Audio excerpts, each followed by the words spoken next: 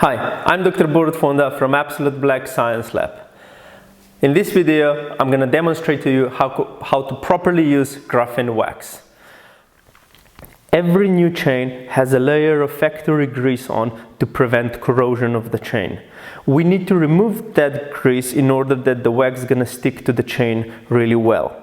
The best way to achieve this is to use white spirit and a poly bag that you got together with graphene wax.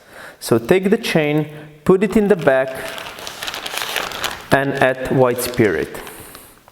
Add enough white spirit that the chain is going to be fully immersed. Take it out and completely dry it. Once the chain is completely dry, only then you can immerse it into the wax.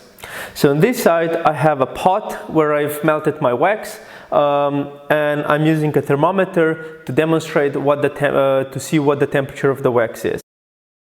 Heat the wax somewhere ideally between 90 and 100 degrees. I would recommend to use a piece of wire so you can easily swish the chain once it's immersed. When the chain is fully immersed, give it a good swish and try to move as much of the chain possible. This is going to articulate all the chain links, making sure that the wax will penetrate inside the chain really well.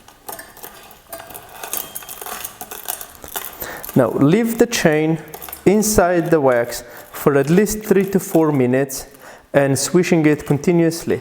The chain needs to absorb all the heat from the wax and only then we can take it out. When the wax stops dropping off the chain, hang the chain somewhere and leave it in the room temperature that the chain completely cools down. I have my chain here now that completely cooled down and it's waxed. Now before you put it on the bike, it's important that you break every single chain link. Now what you're going to notice is, if you ever waxed the chain before, that this is quite stiff. Our unique formula of the wax actually allows that the breaking is super easy. So you can even run it around your finger and it's not going to do any resistance at all. During this process you will notice that some of the pieces of the wax will actually break down, which is completely fine. So before you put it on the bike, just break it around your fingers and then it's ready to be mounted on the bike. So this is how you wax your chain and you put it on the bike.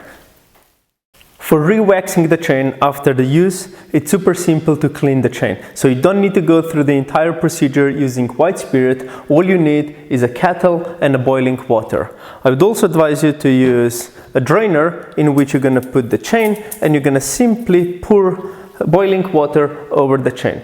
This is going to melt the chain and it's going to completely clean the chain of the wax.